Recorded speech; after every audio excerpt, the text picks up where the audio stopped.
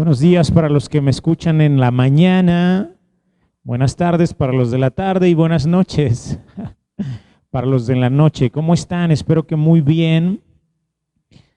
La semana pasada estuvimos leyendo el libro de Hechos capítulo 3 y vimos cómo Pedro y Juan le echaron la mano literalmente a un cojo para levantarlo y Dios le regaló la salud. Y bueno, esto provocó un alboroto que hizo que la gente que estaba alrededor ahí en el templo vinieran a ver qué estaba sucediendo. Y recuerda usted que Pedro aprovechó la situación y empezó a compartirle a la gente acerca de Jesús.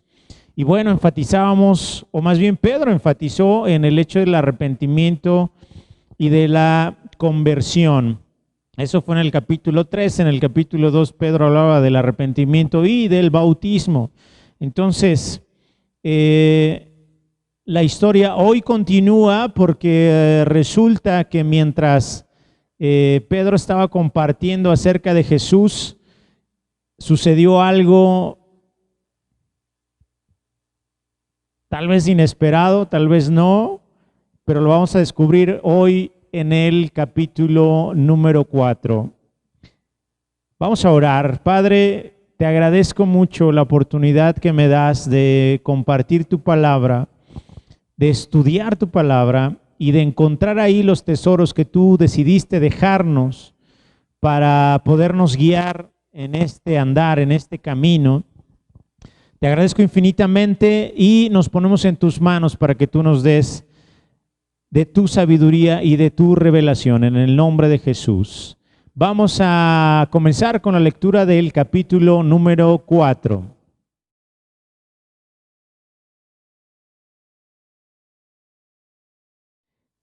Hechos capítulo 4, versículo 1.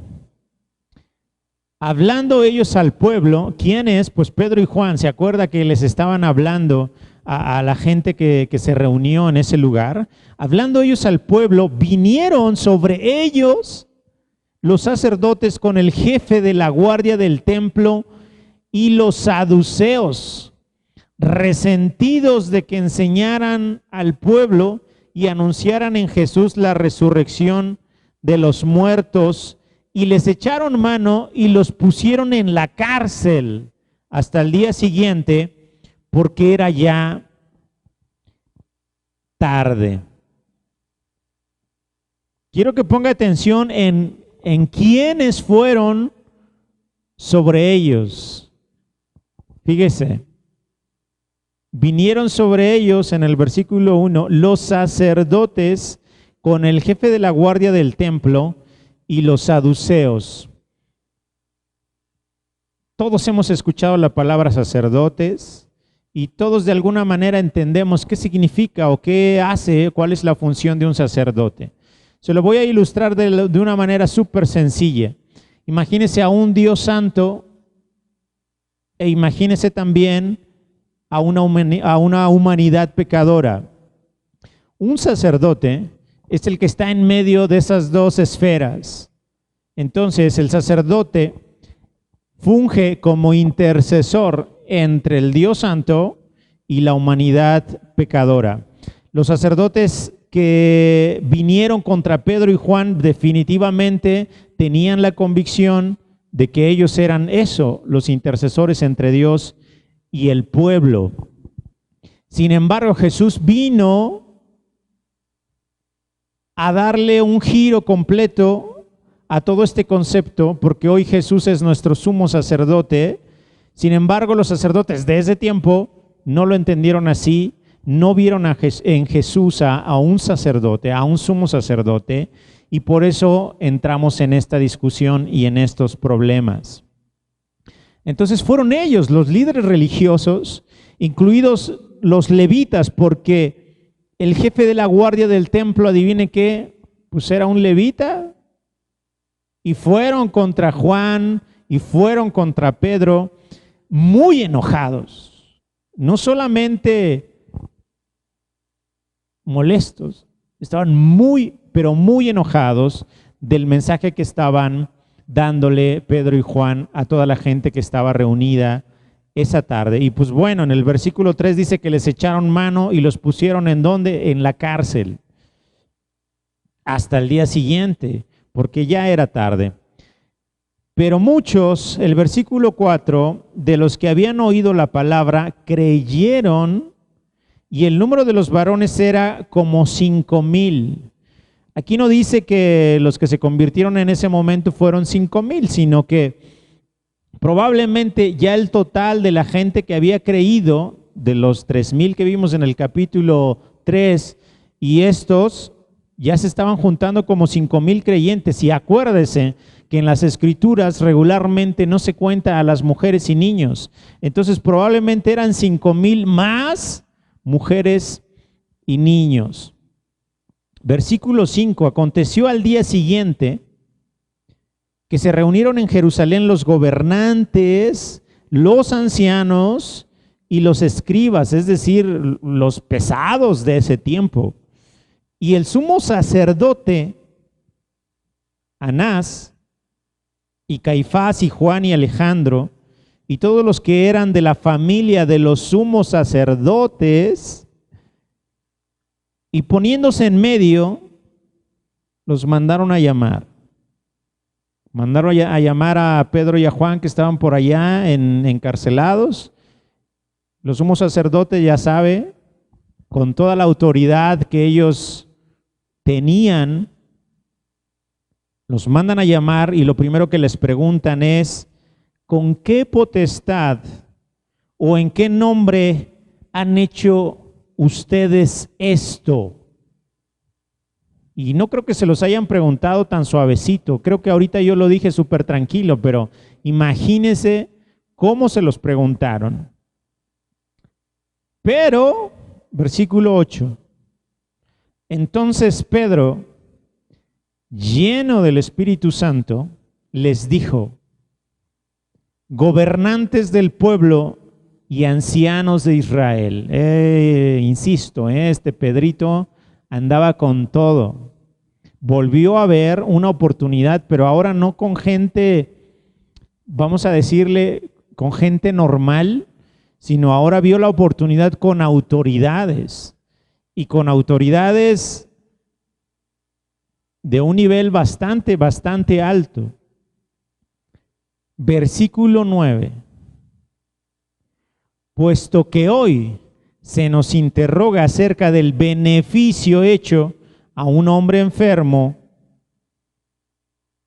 de qué manera éste haya sido sanado, sea notorio a todos ustedes y a todo el pueblo de Israel que en el nombre de Jesucristo de Nazaret, a quien ustedes crucificaron y a quien Dios resucitó de los muertos, por él, este hombre está en vuestra presencia sano. Pedro les estaba dando con todo, porque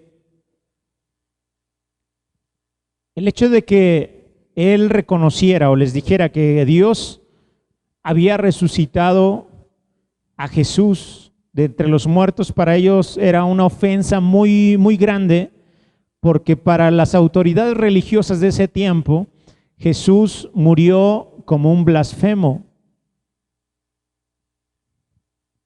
Entonces imagínense lo que les está diciendo Pedro, pues obviamente pues los calentaba más a ellos. Y luego fíjese, versículo 11, este Jesús es la piedra reprobada por ustedes los edificadores, la cual ha venido a ser cabeza del ángulo, y en ninguno otro hay salvación, porque no hay otro nombre bajo el cielo dado a los hombres en que podamos ser salvos. Este versículo nos suena a todos.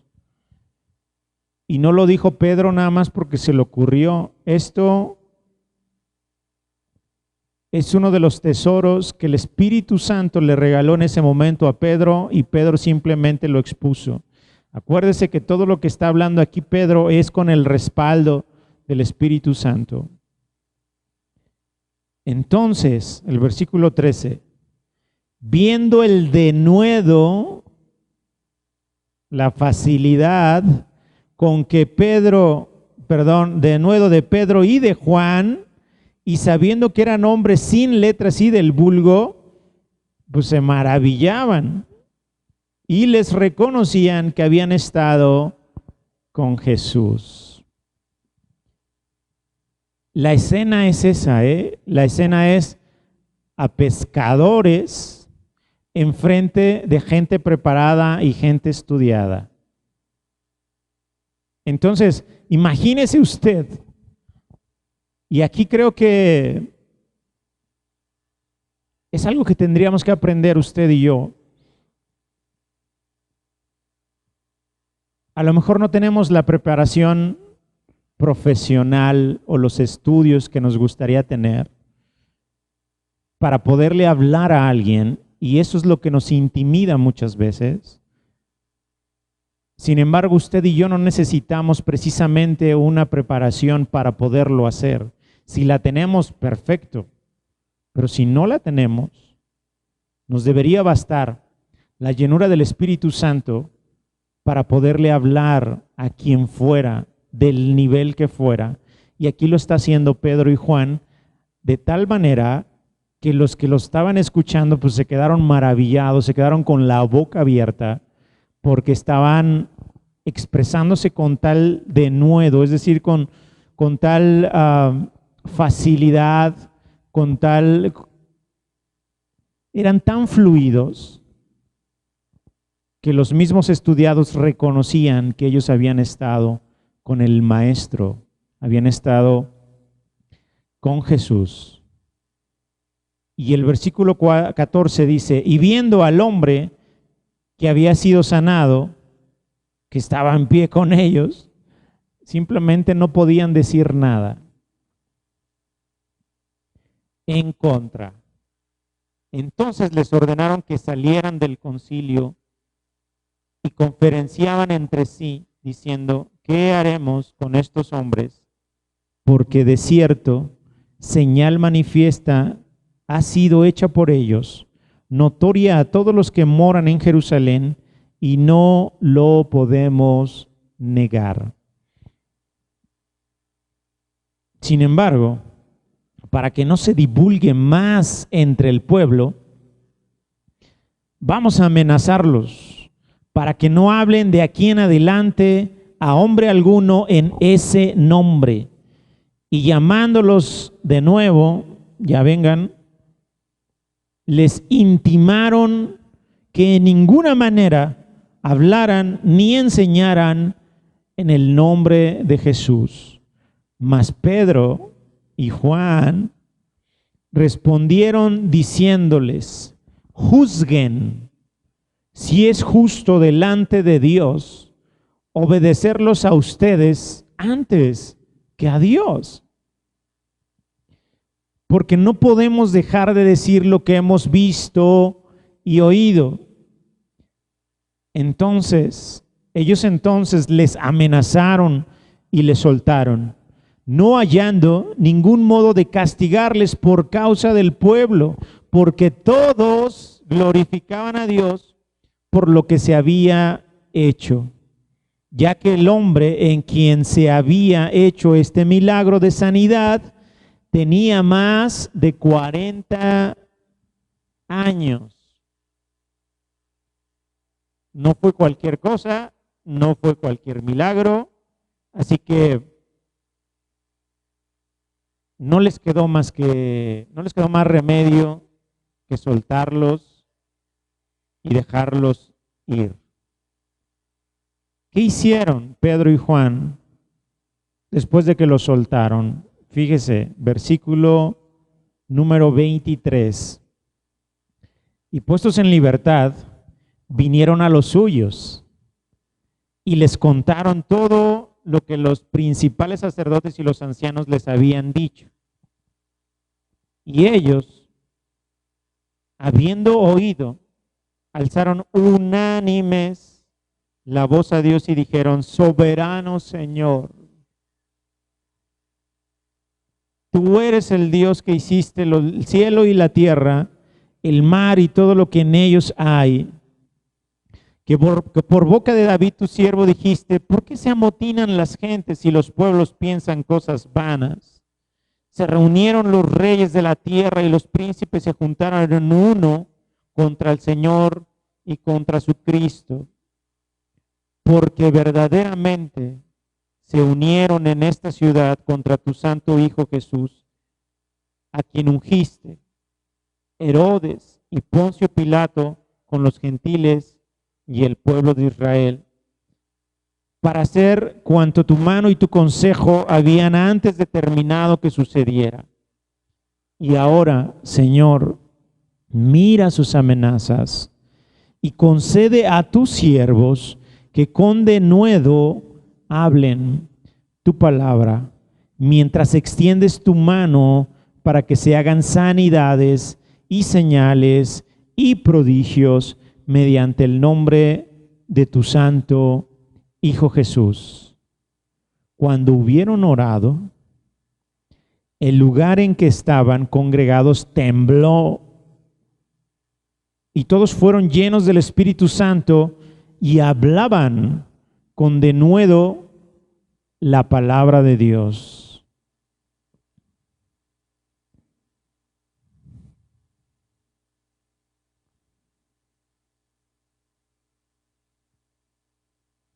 Todo era miel sobre hojuelas en los capítulos anteriores, por decirlo de alguna forma. Pero aquí empezaron las cosas a verse un poquito grises, porque ya tenemos entonces a dos de los apóstoles encarcelados y enfrentándose a la justicia. Lo que significa es que probablemente el seguir a Jesús y el hablar y anunciar de Jesús no iba a ser tan sencillo para la gente de la iglesia primitiva.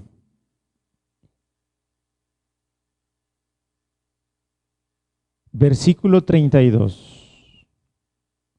Y la multitud de los que habían creído era de un solo corazón y un alma, y ninguno decía ser suyo propio nada de lo que poseía, sino que tenían todas las cosas en común.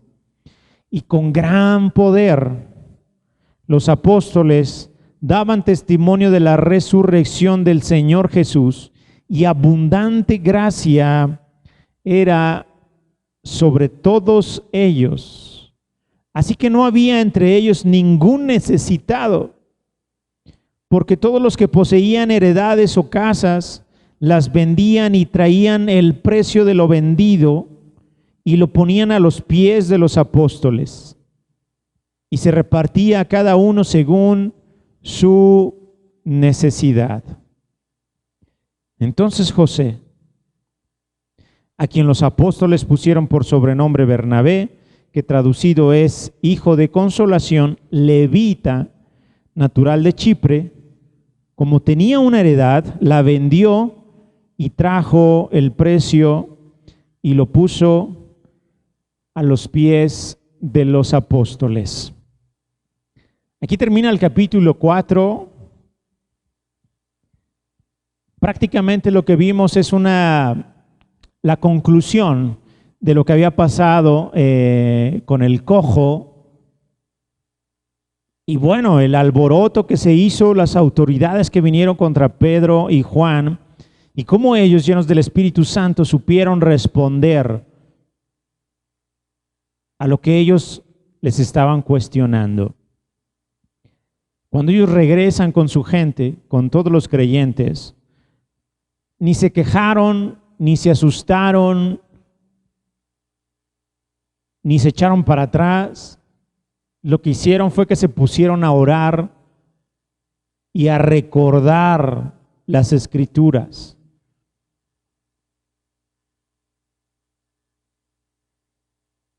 Al final ellos se estaban dando cuenta que eran parte del cumplimiento de las profecías, y simplemente en su oración le pidieron a Dios que Él estuviera con ellos y que mientras ellos predicaban el Evangelio, que Dios estuviera haciendo cosas, estuviera haciendo señales, prodigios, milagros, sanando gente. Y Dios les concedió eso, lo que en oración unánimes le pidieron a su Padre.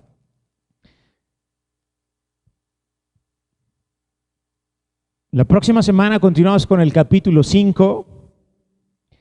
Creo que se está poniendo cada vez más interesante.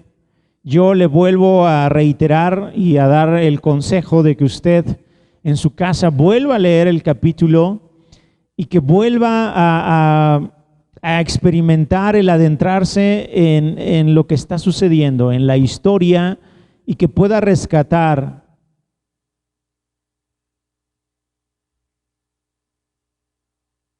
lo necesario para que le sea útil en su vida.